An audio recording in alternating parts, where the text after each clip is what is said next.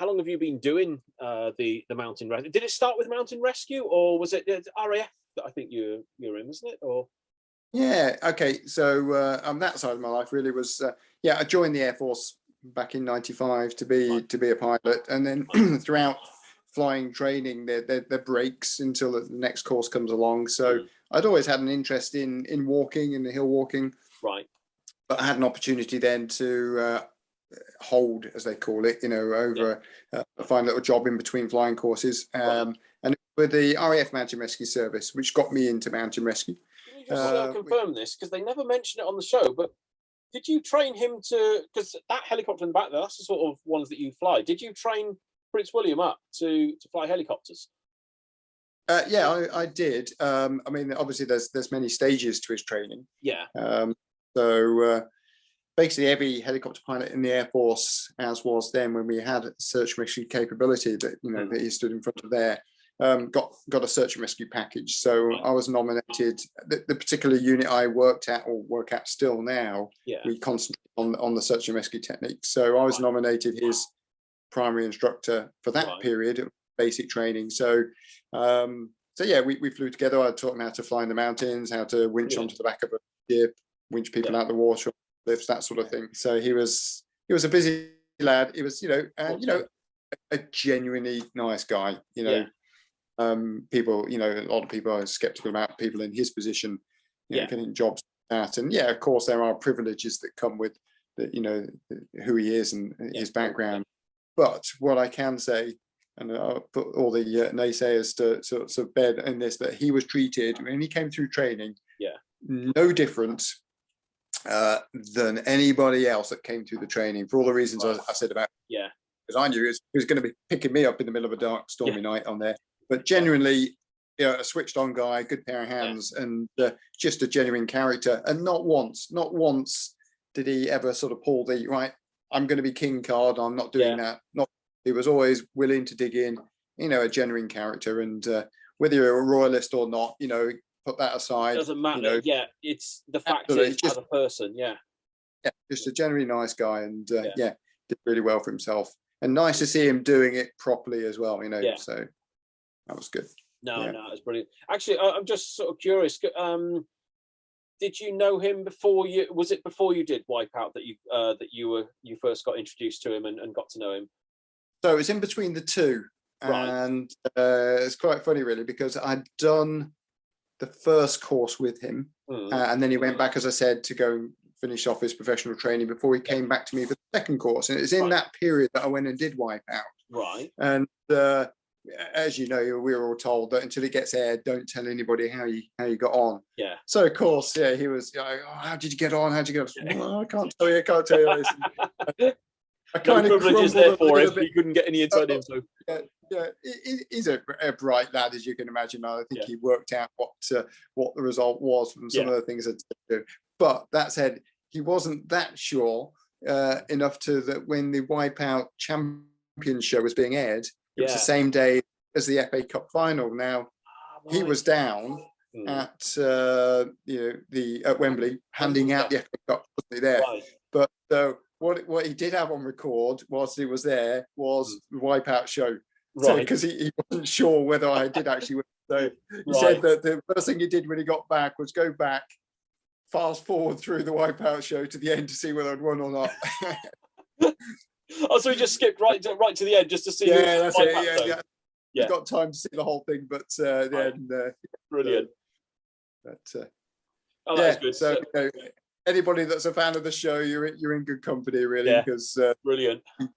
Can you fill us in on this? Because let me see if I can zoom in a little bit so people can see. That is you dangling from this helicopter, yeah? It is. Yeah. Okay, so just fill us in on this. So was this you being rescued, or was this doing a training exercise? Or?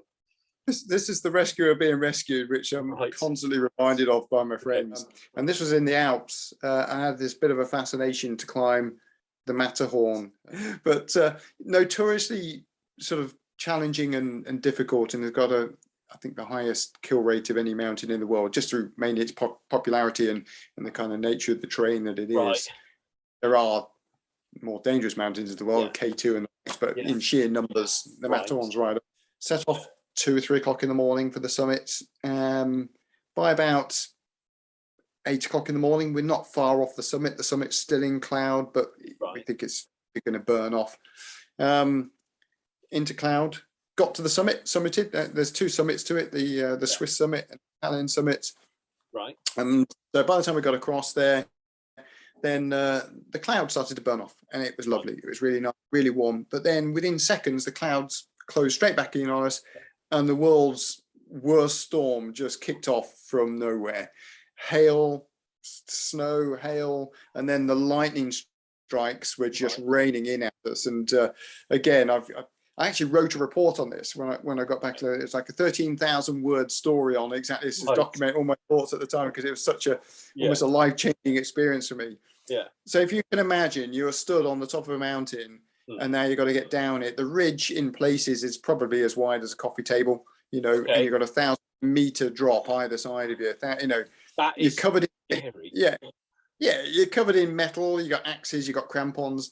And with the storm, everything you're holding that's metallic is now physically buzzing every time a lightning strike comes in. And every 20 seconds, I would say, probably underestimate, a lightning bolt would flash in at you and strike the floor. I'm just thinking, if you're holding something metal, can that be a bit of a drawing? So can that be like a magnet to the lightning? Absolutely. That lightning is coming your way. You are like the easiest route for that lightning source to the ground, to earth. Wow. So bit of a, you know, a hairy moment. But of course, you can't take the axes off, you can't take your crampons off, because you need it to get down. Well, yeah. The lad I was tied to got hit by a ground strike. The lightning hit the ground. It threw him. His axe went down the face. So we had to down climb certain bits to get his axe back. And then, bearing in mind now, we'd be going, we had to descend 400 meters to the emergency shelter that we knew was on the mountain. It took us 4 hours to descend 400 meters. But in that period, the one lightning strike that nearly got me was the axe that I had was buzzing away, went from a low buzz to a high zing. Right. The only way I describe the next second is that if you imagine you were stood on the inside of a ping pong ball and you could feel the ball around you, I could feel the air charge around me in an instant. And then this lightning strike hit, and it's certainly no more than 10 feet away. It was like right in front of me, and just like an arc welder on the floor. Oh my goodness. And that really, I just let out uncontrolled scream. I had no control. Yeah. And so we had to get ourselves off the ridge. We got off the ridge, we hid a little bit, let the storm go down a bit, move on a bit. Yeah. And again, eventually we got ourselves down to the emergency shelter. Yeah. The snow, the hail had built up so much. The Matterhorn now was even, you know, in such a dangerous state to descend that we were then benighted. The storm raged all day anyway, all into the next night. We actually managed to get a rescue call out as an emergency phone in the shelter to the valley, of which we were told that they'll come and get you that night. The day went, the night came, they couldn't come up, the weather was too bad. Yeah. So the next day, this picture here is the next day when they eventually got up to us. They were picking loads of other people caught out on other mountains. So they're literally flying around the valleys, picking people up. Going from one person to the next, having to do loads of pickups, as it were. Absolutely. So they eventually came to us. Yeah. Lowered the winchman down to us. The guys are with you, right? Go on, you know what you're doing. You do this. Yeah. You can go first. Oh, thanks. So they clip me into the harness, onto the winch, winch me up the side of the hut, over the roof of the hut. And that pretty similar to what we do. If you fall off, you haven't got too far to go. Right. And then I was expected to be winched into the aircraft and then carried on down. But as soon as I was winched over the hut, the aircraft then just flew off the mountain, as you can see there, and there I am dangling. That's 10,000 feet above the valley floor, dangling. They winched me up. I literally ended up being winched to the skids of the helicopter, where I stayed. I put my arm around the skid of the helicopter, and they flew me all the way down. Is that the landing sort of feet, as it were, of the helicopter? Yeah, underneath. Yeah, as you can see in the picture there, and hooked my arm over the skid there. Obviously, still connected to the wire, the winch wire, and flew me off the mountain and dropped me off at the bottom. Yeah, and that was, and then went back up for the others. So quite the experience. I'm just thinking, when you were describing when you were up on the mountain, you were 400 meters away from the emergency point. Yeah. Were you able to make any contact with any rescue teams to say the situation you're in, or you had to get to that point before you could use the phone down there? Did you have phones on your Yeah, own? no, you're on your own. Nobody's going to be coming up in those where that, got to get, that's the whole point of, serious mountains and the higher mountains, the Alps. You've got the skill sets to get yourself out of trouble. Right. Rescue services are there, but nobody's going to come up in that weather. You just, putting yourself into too much risk. We could get ourselves off. Yeah. It was just managing that risk as best we could, knowing that we had to keep moving because we had to get out the storm. Some guys that took a chessboard with them up the side of one mountain playing a game up there, and they spent too long up there, and then it went dark and they couldn't get down or something. Was that one? Yeah, something like that. Went up onto the top of Crib Gorge to play a game of chess and whatever. It got dark. Yeah. Bit unsure as to how steep the ground was as they were descending it, so they thought to check how steep it was, they'd throw their bag down and to see if it would roll down the hill, and of course it went bouncing down the mountain and along with all their kit and their head torches and everything. No! Oh my god! Yeah, it's dear me. The things that go on. The particular mountain I cover is Snowdon, or did do. I don't do anything with it now, but I did 15 years or so with the team there, and in that time, probably 700 or 800 rescues in that time on there. The things that go on them, simple slip, trips and falls, but then a lot of serious incidents. It's a bit of a honeypot mountain, being Snowdon, that we get all people coming up in all sorts of weather conditions and all sorts of differing abilities to sometimes their intentions aren't followed up with the sort of skills they need to achieve what they need to do. And unfortunately, sorry, go on. I guess unfortunately, quite a few serious incidents over the years. Yeah, no, because I remember when you first that picture we saw earlier of the ones from your show when you did the the hike up Snowdon that you arranged for everyone.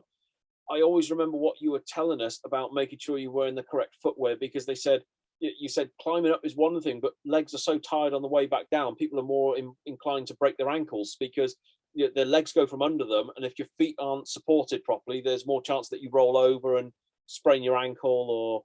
Or is that? Yeah, I guess it's like with anything, really. If you're tired, you're more prone to anything. But I think the main thing to take away from, if anybody would take any advice away from, going up the mountain, that a bit of a cliche, but when you're at the top, you're only halfway there. You've got to get yourself off the. Just look at my picture over there. So the amount of banter I get for that. But but you're going out equally prepared, not only having the kit but knowing how to use it. It's kind of common stuff, really, isn't it? And having the kit and not throwing it off a cliff to see, not throwing it off to see how you're getting on, sort of thing. Yeah. You make choices and decisions in your life, and you've got to live with the consequences sometimes. Yes. And that's very true.